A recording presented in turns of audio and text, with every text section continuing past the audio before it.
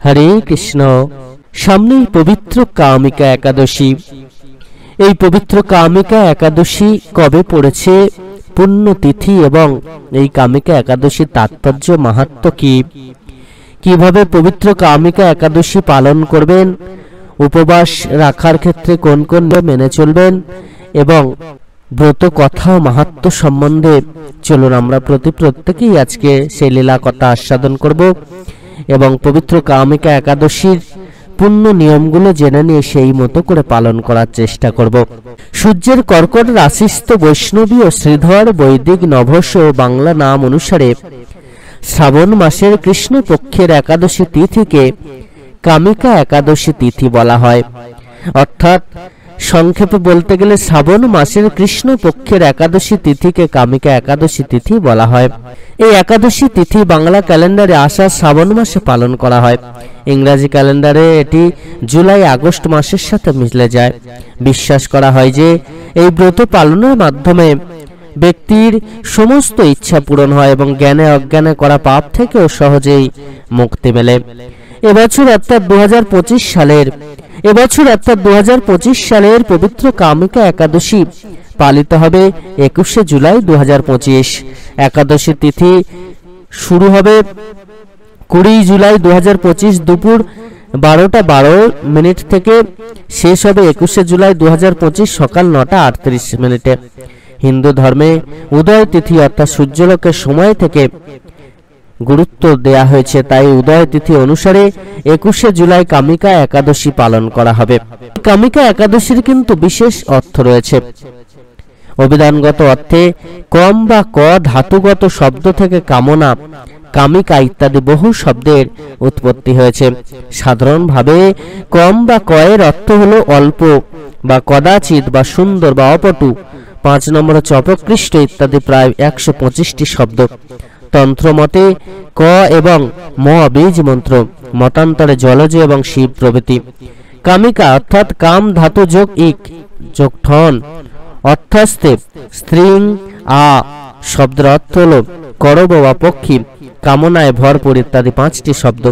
বিশেষত্ব বলা হয় যে একাদশী দেবী তাঁর অনুগত এবং আশ্রয়প্রার্থী ভক্তের সকল মনোকামনা, মনের বিষয় কামনা দূর করে দিব্য চেতনা প্রদান করেন। বিশেষ অর্থে বলা হয় যে একাদশী দেবী তাঁর অনুগত এবং আশ্রয়প্রার্থী ভক্তের মনের বিষয় কামনা দূর করেন, দিব্য চেতনা প্রদান করেন। তিনি হলেন শ্রী শ্রী কামিকা একাদশী দেবী, মতান্তরে কামদা একাদশী দেবী। এই একাদশীর আদিষ্ট দেবতার নাম শ্রীধর। পৌরাণিক আখ্যান থেকে জানা যায় পাণ্ডববর্গ শ্রীকৃষ্ণকে এই পুণ্য একাদশী প্রসঙ্গে জিজ্ঞাসা করেছিলেন।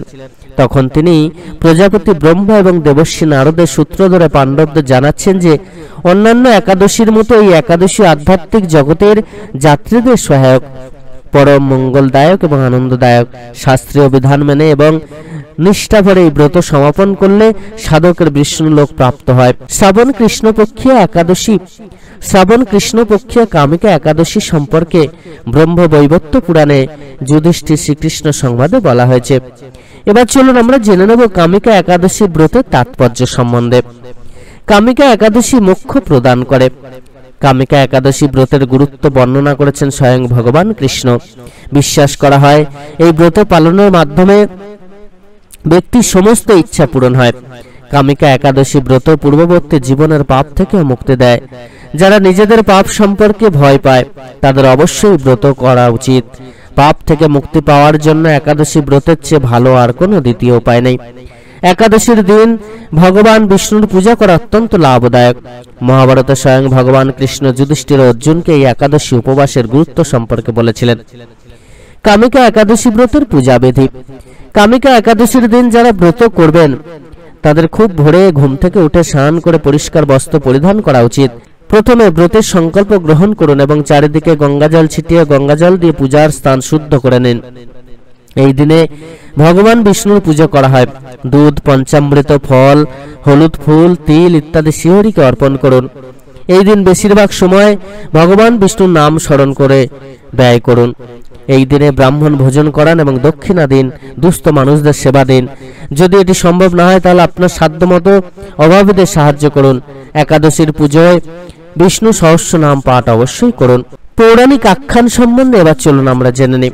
পৌরাণিক মতে যুধিষ্ঠির মহারাজ শ্রীকৃষ্ণকে বললেন যে, হে গোবিন্দ, হে বাসুদেব, শ্রাবণ মাসে কৃষ্ণপক্ষের একাদশীর নাম এবং মাহাত্ম্য সবিস্তারে আমার কাছে বর্ণনা করুন, তা শুনতে আমি অত্যন্ত কৌতূহলী।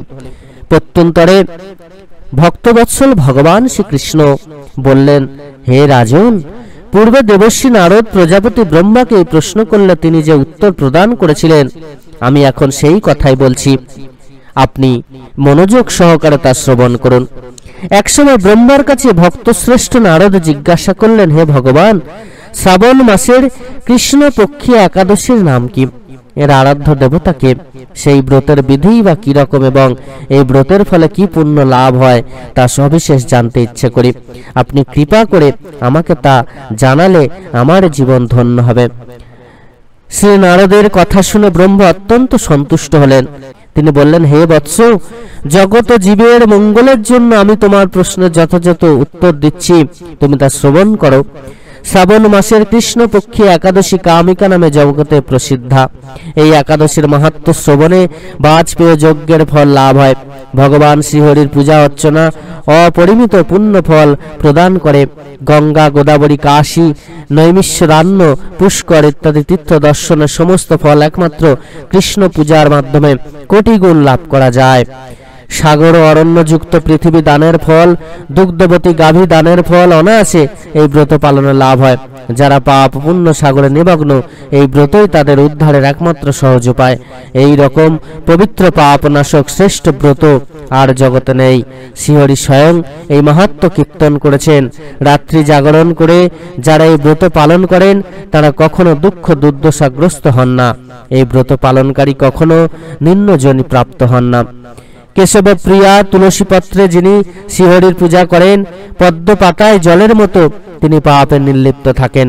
তুলসী পত্র দিয়ে বিষ্ণু পূজায় ভগবান যেমন সন্তুষ্ট হন, মণি মুক্তাদি মূল্যবান রত্নের মাধ্যমেও তেমন প্রীত হন না। যিনি কেশবকে তুলসী মঞ্জুরি দিয়ে পূজা করেন, তার জন্মার্জিত সমস্ত পাপ ক্ষয় হয়ে যায়। এ প্রসঙ্গে ব্রহ্মা বললেন, হে নারদ, যিনি তুলসীকে প্রত্যহ দর্শন করেন, তার সকল পাপ রাশি বিদূরিত হয়ে যায়।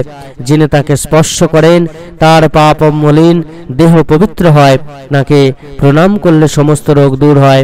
তাকে জল সিঞ্চন করলে যম তার কাছে আসতে ভয় পায়। শ্রী হরিচরণে তুলসী অর্পিত হলে ভগবত ভক্তি লাভ হয়। তাই হে কৃষ্ণ ভক্তি প্রদায়িনী, তোমায় প্রণাম করি। যে ব্যক্তি হরিবাসরে ভগবানের সামনে দীপ দান করেন, চিত্রগুপ্ত তাঁর পুণ্যের সংখ্যা হিসাব করতে পারে না। তার পিতৃপুরুষরাও পরম তৃপ্তি লাভ করেন। শ্রীকৃষ্ণ বললেন, হে রাজন, আমি আপনার কাছে সর্বপাপহারিণী কামিকা একাদশীর মাহাত্ম্য বর্ণনা করলাম।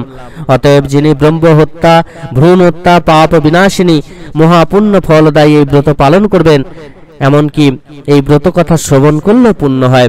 শ্রুতং মাহাত্ম্যমেতস্য নারৈ শ্রদ্ধা সমন্তস্ত, শ্রুতং মাহাত্ম্যমেতস্য নারৈ শ্রদ্ধা সমস্ততাই, বিষ্ণুলোকামবাপ্নোতি সর্বপাপৈ প্রমুচ্যতে। ব্রহ্মবৈবর্ত পুরাণে কিন্তু এই মহামন্ত্র প্রদান করেছেন। যিনি এই মাহাত্ম্য শ্রদ্ধা সহকারে পাঠ অথবা শ্রবণ করবেন, তিনি সর্বপাপ থেকে মুক্ত হয়ে বিষ্ণু লোকে গমন করবেন। তাই আমাদের প্রত্যেকের কাছে এই কামিকা একাদশীর গুরুত্ব কিন্তু অনেক। এই পবিত্র কামিকা একাদশী তাই আপনারা প্রত্যেকেই যথাযথ নিয়ম মেনে পালন করবেন। এই দিন অতি অবশ্যই কিন্তু কিছু দান ধ্যান করবেন। সনাতন ঐতিহ্যে দান অত্যন্ত গুরুত্বপূর্ণ স্থান অধিকার করে। এটি কেবল মানবতার বিকাশের মাধ্যমে নয়, বরং আধ্যাত্মিক উন্নতির একটি প্রধান মাধ্যম। দান মানে নিঃস্বার্থভাবে নিজের সম্পদ, সময় বা অন্যের সেবা প্রদান করা। বিশ্বাস করা হয় যে দান একজন ব্যক্তির পাপ ধ্বংস করে এবং পুণ্য আনে। দানের মহিমা বর্ণনা করে এমন অনেক শাস্ত্রীয় ধর্মগ্রন্থ রয়েছে। ভগবত গীতায় ভগবান শ্রীকৃষ্ণ দানকে 3 প্রকারে ভাগ করেছেন। এক হচ্ছে সাত্ত্বিক, 2 রাজসিক এবং 3 তামসিক। সাত্ত্বিক দান হলো সেই দান যা সঠিক সময় এবং স্থানে কোনো প্রতিদানের আশা না করে, অহংকার মুক্ত থেকে, কাউকে কিছু না জানিয়ে, নিজের পরিচয় গোপন রেখে যোগ্য ব্যক্তিকে দান করা। অযোগ্য ব্যক্তিকে দান করা মানে হলো দাতা গ্রহীতা দুজনের কিন্তু সমস্যা। তাই যোগ্য ব্যক্তিকে কিন্তু দান করতে হয় এবং অহংকারকে দূরে ঠেলে নিজের পরিচয় গোপন করে তবেই কিন্তু দান হয়। এটা হচ্ছে সাত্ত্বিক দান। এই ধরনের দানকে সর্বোত্তম বলে মনে করা হয়। মহাভারতের অনুশাসন পর্বে বলা হয়েছে দানম একম কালযুগে। এর অর্থ হলো কলিযুগে দানই একমাত্র কাজ যা একজন ব্যক্তিকে পবিত্র উন্নত করতে পারে। সনাতন ধর্মে দানের গুরুত্ব কেবল ব্যক্তিগত উন্নতির মধ্যে সীমাবদ্ধ নয়, এটি সমাজের সামগ্রিক উন্নতি এবং কল্যাণের জন্য অপরিহার্য। সব থেকে শ্রেষ্ঠ দান হচ্ছে ধর্মদান, তারপর শিক্ষাদান, তারপরে সমস্ত দানগুলো এই অর্থ বলুন বা যে কোনো জিনিসগুলো আছে এগুলো হচ্ছে নিকৃষ্ট দান, কিন্তু সব থেকে বড় দান হচ্ছে ধর্মদান, দ্বিতীয় হচ্ছে শিক্ষাদান। এই দানের মাধ্যমে একজন ব্যক্তির মধ্যে করুণা, প্রেম ও দানশীলতার চেতনা বিকাশ লাভ করে, যা শেষ পর্যন্ত তাকে মুক্তির দিকে নিয়ে যায়। শ্রীমদ্ ভগবদ গীতায় দানের গুরুত্ব উল্লেখ করার সময় বলা হয়েছে যজ্ঞদান তাপ কর্মণ তজ্জম কর্ম এব তত যজ্ঞদানম তাপস চৈব পাবনানি মনীষিণাম। অর্থ, যজ্ঞ অর্থাৎ ত্যাগ, দান এবং তপস্যা এই তিনটি কর্ম ত্যাগ করা উচিত নয়, বরং এগুলি সম্পাদন করা উচিত, কারণ এগুলি জ্ঞানীদের পবিত্র করে। কামিকা একাদশীতে দান করার বিষয়গুলো কি কি? সেগুলো হলো কামিকা একাদশীতে দান করা একটি মহান আচার। বলা হয় যে এই শুভ দিনে খাদ্যশস্য দান করা সর্বোত্তম। কামিকা একাদশীর পূর্ণ প্রভাতে আপনারা জীব সেবা দেবেন, দুস্থ মানুষদেরকে যে কোনো জিনিস আপনারা দান করার চেষ্টা করবেন। এই দিন অতি অবশ্যই পুরো দিনভর কিন্তু ভগবানকে ডাকতে থাকবেন, ভগবানের নাম জপ করতে থাকবেন, অতি অবশ্যই উপবাস পালন করবেন।